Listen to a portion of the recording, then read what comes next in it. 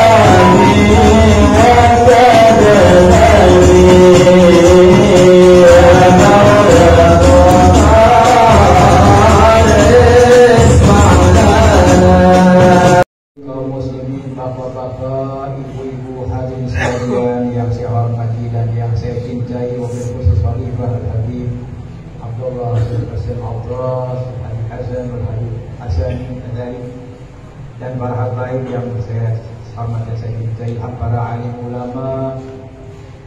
Alhamdulillah, pada sore hari ini kita bersama-sama berkumpul. Beliau adalah cucu daripada saya Sayyidul Durab Al-Habib Ali bin Muhammad bin Husain Al-Habsyi, yaitu Al-Habib Muhammad bin Ali bin Muhammad Al-Habsyi. أهلا وسهلا بوجودكم الحبيب. جئناكم نحن فرحانين في هذا المقام، في هذا المجلس التعليم. نرجو تكلم في هذا المجلس أولا بحضوركم الحبيب محمد بن علي الحبشي، ثم فليتفضل.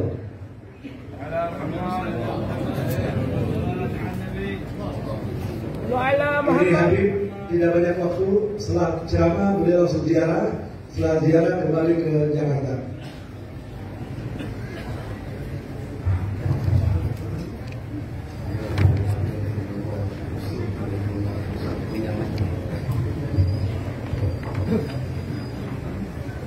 Assalamualaikum warahmatullahi wabarakatuh. Waalaikumsalam warahmatullahi wabarakatuh. Assalamualaikum ala al-arwah al-tahirah al-muhita bikum al-munawwarah al-munazzalah bis-sakinah al-bahirah.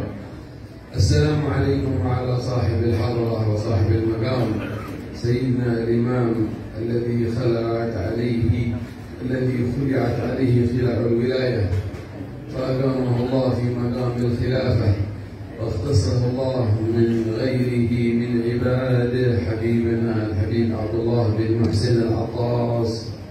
Salam sejahtera kepada kalian semua dari Sayyidil Habib Muhammad bin Al-Habib Al-Munsif Ali Al-Habsyi yang diberikan salam dari Allah Subhanahu wa taala untuk kalian semua dan untuk para arwah-arwah yang saat ini hadir bersama kita. Dan terlebih khusus salam dari Allah beliau berikan kepada sahibul hadrah wal maqam, seorang yang Allah berikan kedudukan yang tinggi di sisinya dan seseorang yang Allah angkat menjadi salah satu daripada khalifah di muka bumi, yaitu Sayyidil Habib Al-Qutub Abdullah bin Muhsin Al-Attas.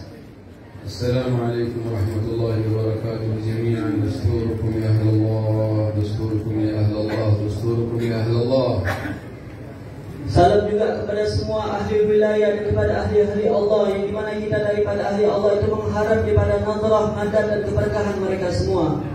Allahumma rzuqna kamal al-adab wal-istimdad wal-imdad wal-tadhakkur wal-tadhkir wal-naf' wal-intifa' fi hadarat ahli syuhud ya rabbal alamin. Ya Allah, anugerahkanlah kepada kami semua kesempurnaan dalam apa-apa yang di dalam ilmu, di dalam hal-hal yang berkaitan dengan ilmu, di hadapan daripada seseorang ahli syuhud, yaitu Habib Abdullah bin Muhsin Al-Attas. Allahumma habibna wa rakkina ila a'la maratib as-sabirin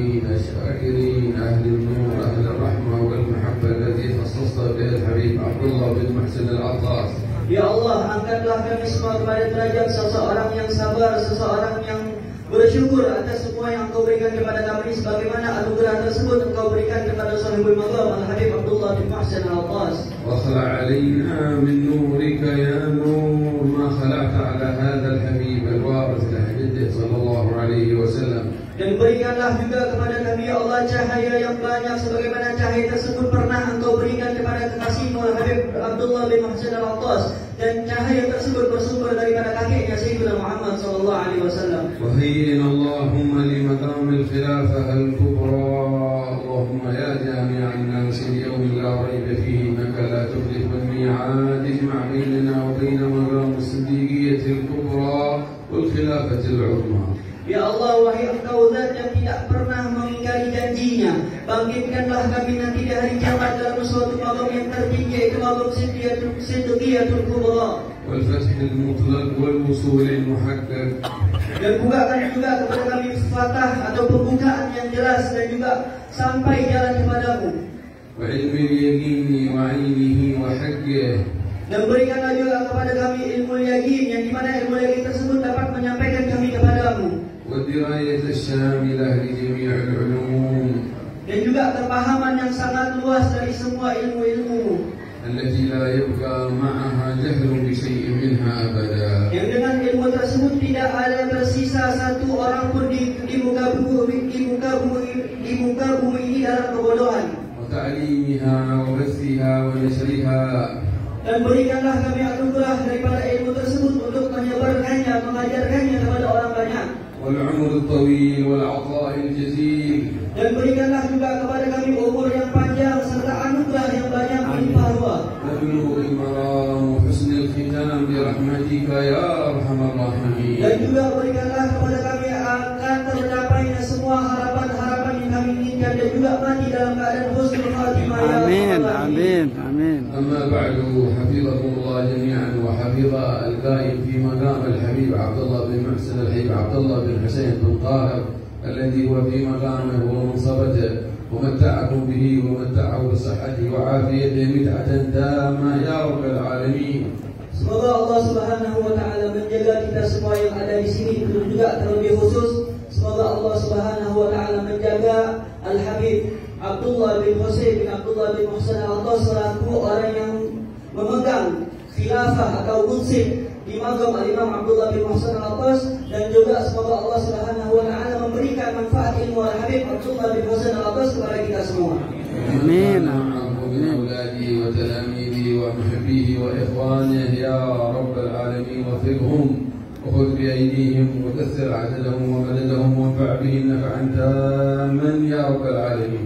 Ya Allah, berikanlah taufik kepada Al-Habib Abdullah bin Muhsin Al-Attas, juga kepada anak-anaknya, kerabatnya, zuriatnya, sehingga dengan berkat tersebut menjadilah ilmu yang ada pada beliau bermanfaat bagi kami semua. Amin. أما بعد فإننا وفدنا إليكم من حضرموت من مدينة سيئون من رحاب رباط العلم الشريف لسيدنا الإمام علي بن محمد الحبشي ومقامه العظيم الحشيم المنيف. Sesungguhnya pada kesempatan kali ini kami datang bertamu kepada kalian semua dari Seul Hadramaut, mewakilkan atas nama pesantren atau ribat ilmi syarif yang dibangun oleh Al-Imam Ali bin Muhammad bin Husain Al-Habashi Sahibul Maulid. ونبلغ سلام شيخنا الحبيب المنصب علي بن عبد القادر الحبشي وسائر مناصبنا وعلمائنا في الوادي الميمون، كل من بلغنا حمل السلام إلى أهل روسيا نبلغكم سلامهم وتحياتهم ودعاؤهم لكم ومباركتهم لكم. Dan kami juga di sini membawakan salam kepada kalian semua, berasal dari salam tersebut dari Al-Imam Al-Habib bin Munsib Ali bin Abdul Qadir Al-Habashi, serta salam daripada segenap ulama-ulama di Hadramaut, yang dimana sebelum kami berangkat ke Indonesia kami menghadap kepada beliau semua.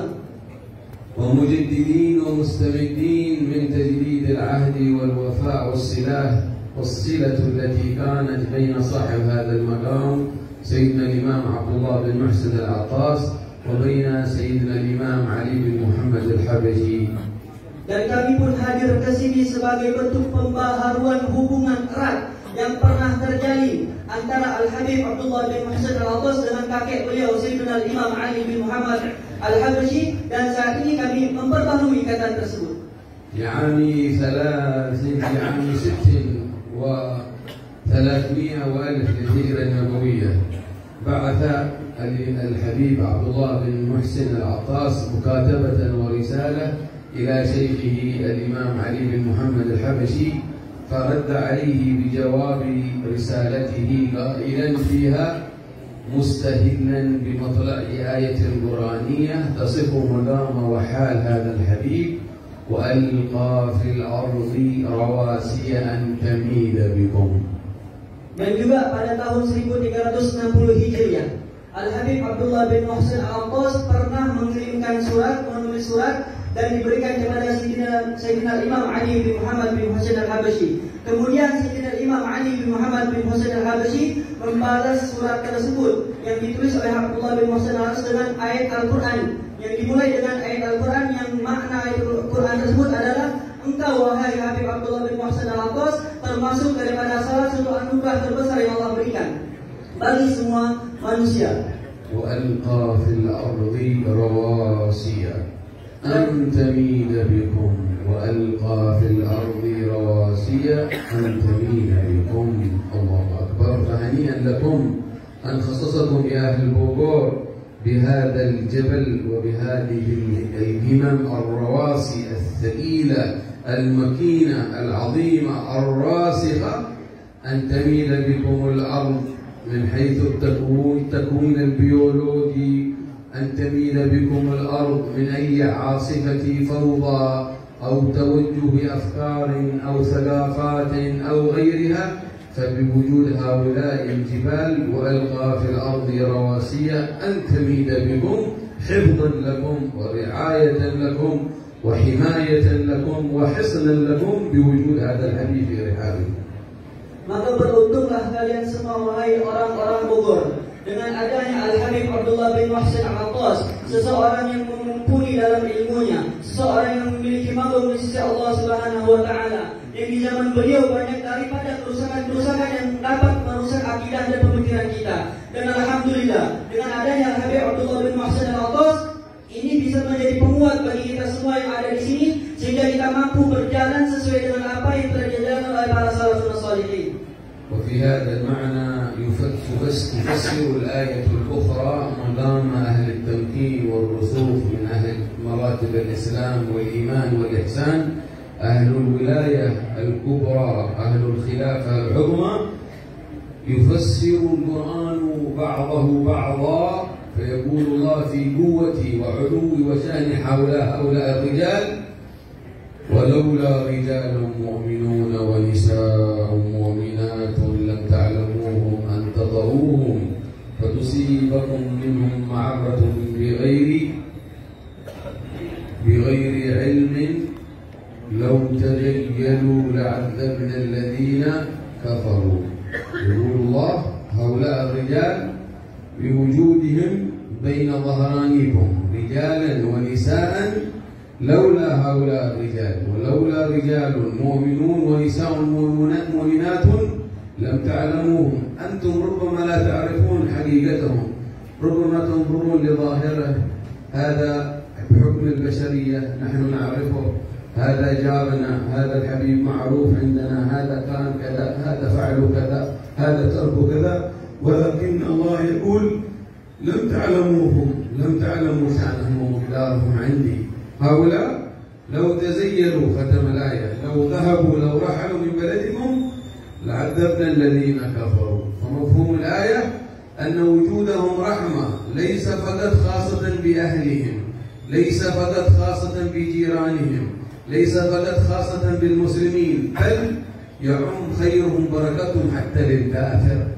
لو تزيلوا لعذبنا الذين كفروا.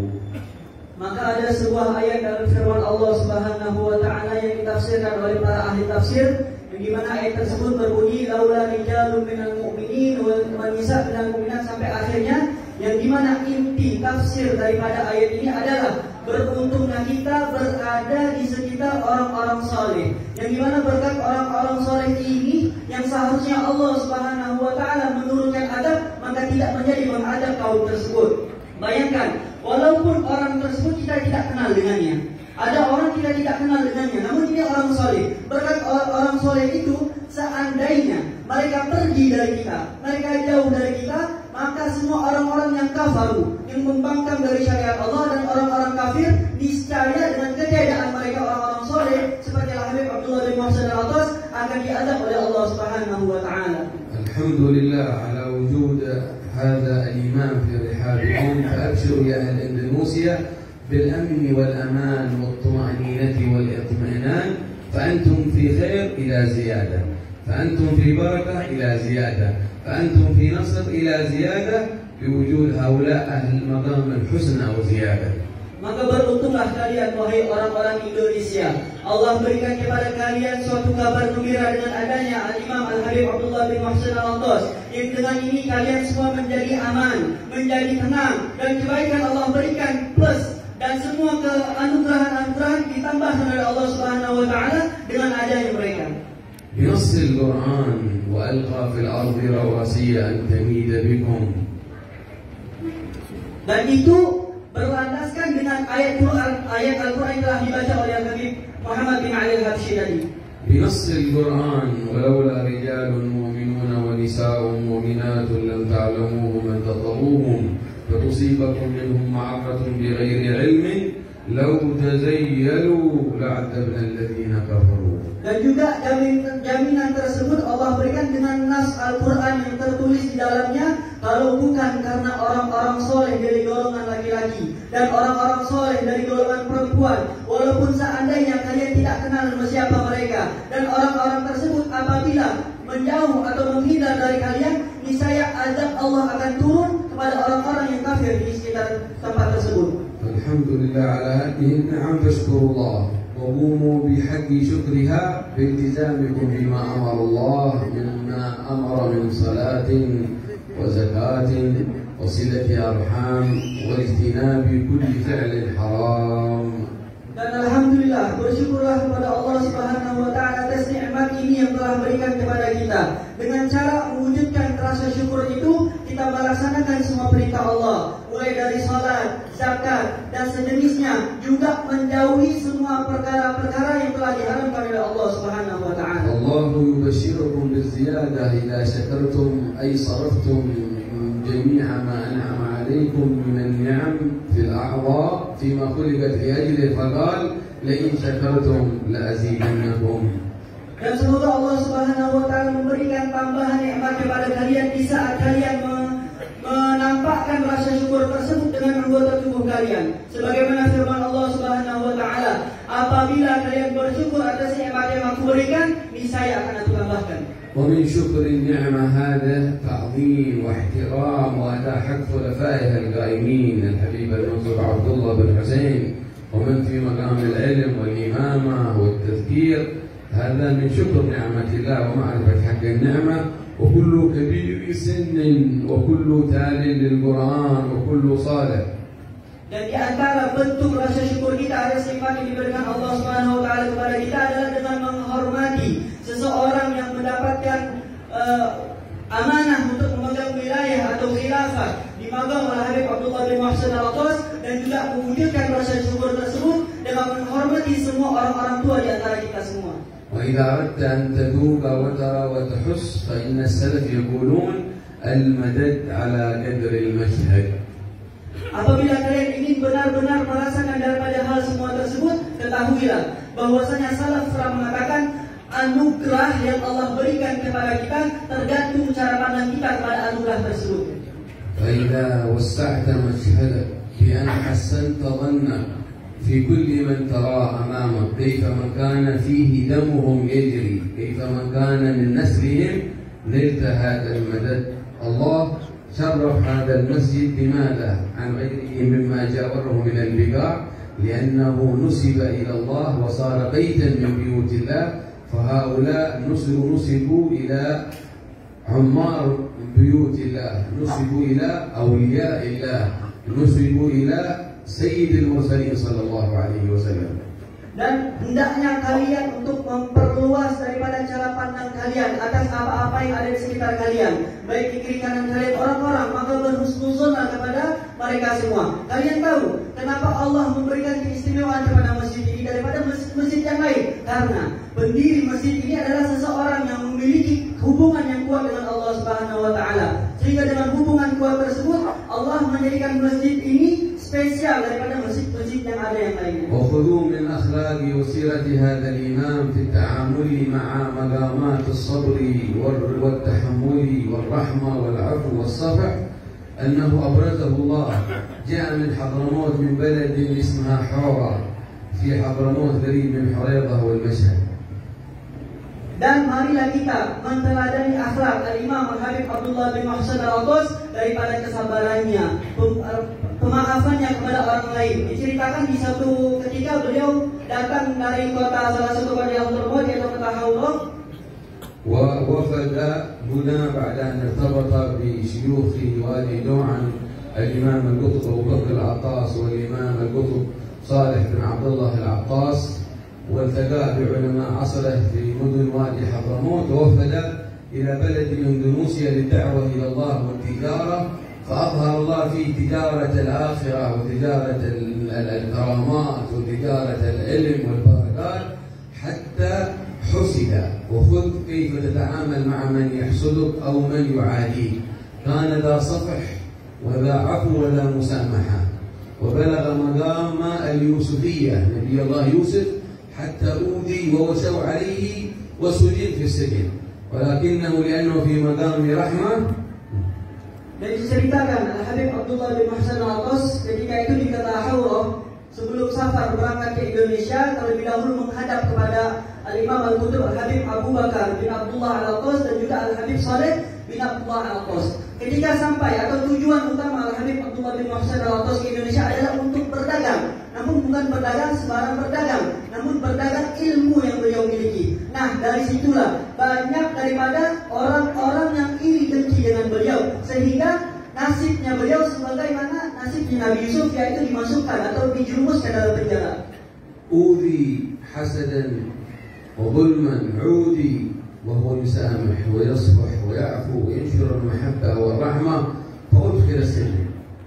في السجن كل المساجين اتصلوا به وبرحمته وبمحبته، وصاروا صالحين أخيار، وصاروا يقيم المجالس في السجن، وصاروا يزورونه، حتى أنهم أرادوا أن يخرجوه من السجن ويعفو عنه، قالوا لا لن أخرج أبقى هنا، وبقي في السجن، وتزوج في السجن عدة زواجات، وأصبح السجن مزارا ورباطا ومزارا يوصل لنشر نور لا إله إلا الله، ونشر نور المحبة والرحمة والعفو والهداية لكل الناس.